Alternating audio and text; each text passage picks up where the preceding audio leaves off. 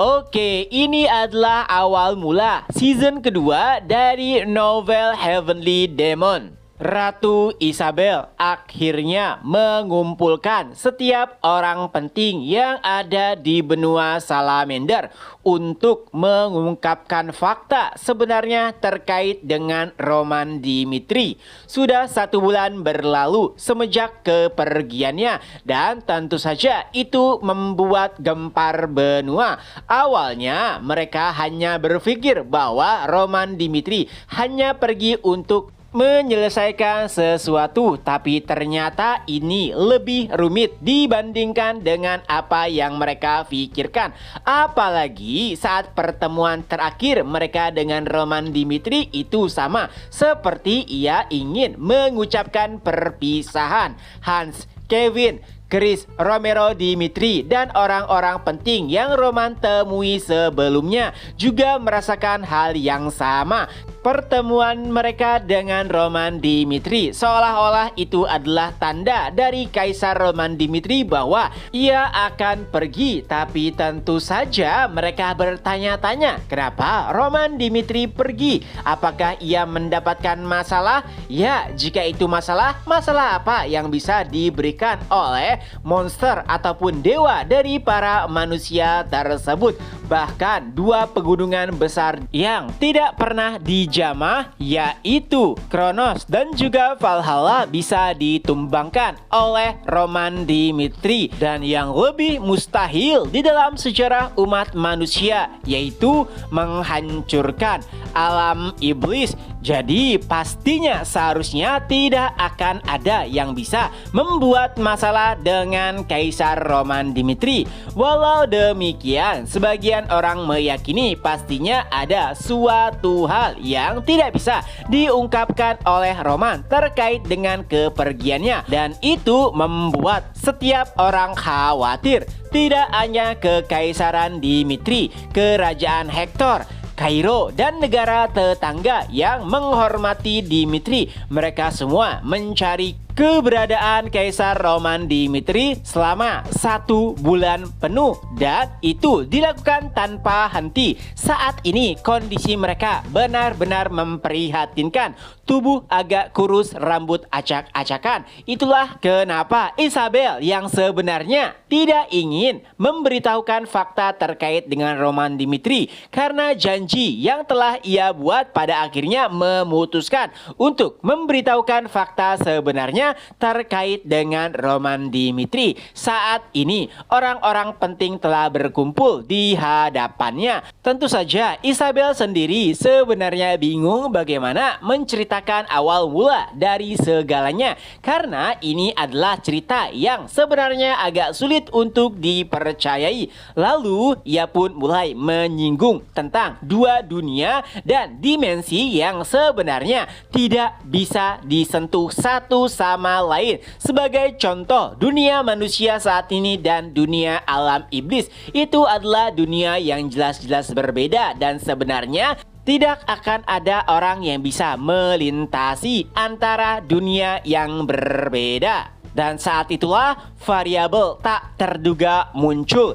yaitu Kaisar Alexander yang sebenarnya bukan berasal dari benua Salamander ataupun alam iblis. Ia berasal dari dunia entah yang berada di mana itu, tapi kehadirannya bisa membuat celah dimensi. Ya, Alexander juga telah hidup ratusan tahun dan itu membuat celah dimensi semakin besar. Itulah mengapa para iblis dari alam iblis bisa memasuki dunia Salamander, karena kemunculan Alexander yang begitu misterius. Dan sejujurnya Ratu Isabel juga tidak tahu apakah identitas asli dari Alexander. Yang ia tahu hanyalah Alexander bukan berasal dari dunia ini. Ekspresi setiap orang pun langsung berubah. Mereka tidak tahu ternyata masalah Kaisar Alexander bisa menyebabkan hal yang lebih berdampak kepada mereka. Setiap orang berpikir setelah menaklukkan alam iblis semuanya akan berakhir, tapi ternyata tidak.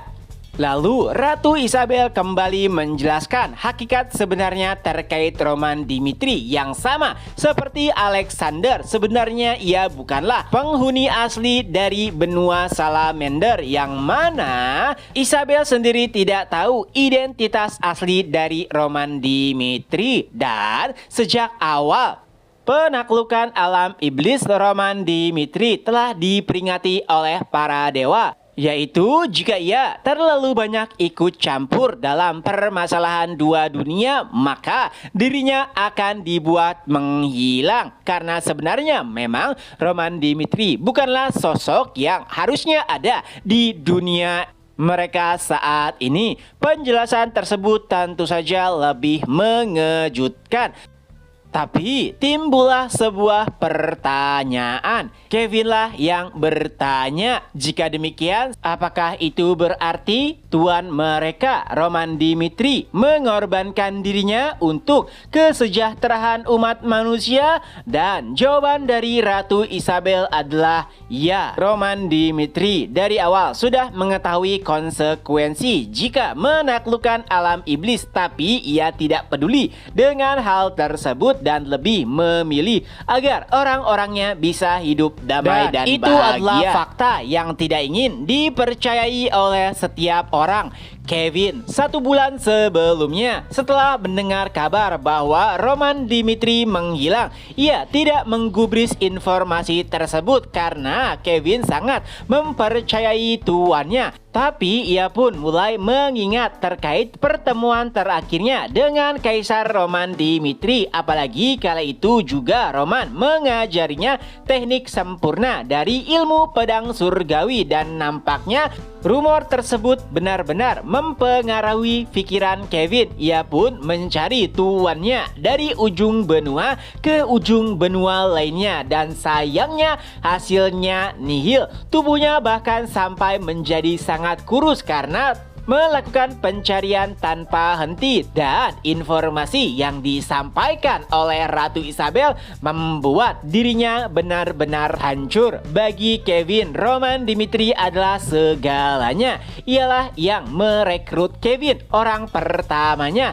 Kevin yang dulunya bukan apa-apa kini menjadi sangat terkenal, hidup dengan tenang dan bahkan dikenal sebagai Iblis Dimitri. Ia masih tidak bisa mengakui dan percayai perkataan Ratu Isabel. Oleh sebab itulah Kevin ingin Ratu Isabel menceritakan lebih detail dan lebih jelas lagi. Tapi sayangnya Isabel juga tidak tahu banyak tentang apa yang dilakukan oleh para dewa terhadap Roman Dimitri. Tapi ada satu hal yang pasti, yaitu Roman Dimitri kemungkinan besar ia belum mati. Hanya saja ia hidup di dimensi lainnya. Setelahnya, Chris yang dari awal terdiam kini mulai berbicara. Tentu saja ia juga merasakan keanehan dari tuannya Roman Dimitri semenjak awal pertemuan mereka. Tapi Chris berusaha untuk mempercayainya, dan ia yakin tuannya tidak akan melakukan sesuatu tanpa memikirkan konsekuensinya. Tapi Chris juga tentunya merasa kehilangan jika tuannya benar-benar menghilang. Walau demikian, ia pun memastikan satu hal kepada Ratu Isabel, yaitu apakah tuan mereka masih hidup ataupun sudah mati. Dan Isabel pun menegaskan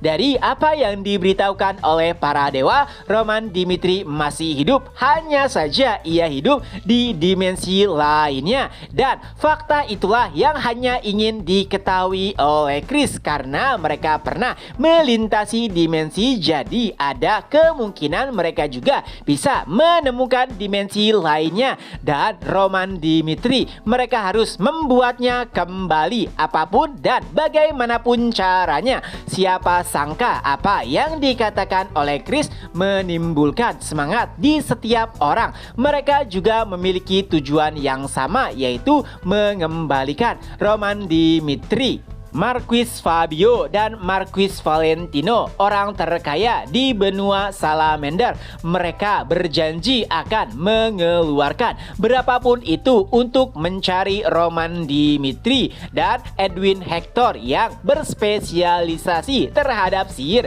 Ia juga telah melakukan penelitian terkait dengan alam iblis. Jadi mungkin saja suatu hari ia akan menemukan cara bagaimanakah membuka portal kepada dimensi lainnya. Setiap orang yang hadir di sana juga membantu dengan caranya masing-masing, dan pada akhirnya Romero Dimitrilah yang membuat keputusan. Tentunya sebagai ayah yang baik dan juga sangat menghargai hidup putranya, ia pun juga berambisi untuk membuat anaknya kembali ke benua Salamander. Kala itu perubahan di benua Salamander berlangsung begitu cepat hanya untuk mencari satu sosok, yaitu Roman Dimitri. Setelah pertemuan berakhir, Kevin masih sulit untuk mempercayai fakta tersebut. Hans pun menghampirinya lalu menenangkan Kevin. Walau bagaimanapun mereka harus percaya terhadap keputusan yang telah diambil oleh kaisar mereka. Ada banyak hal yang juga disampaikan oleh Hans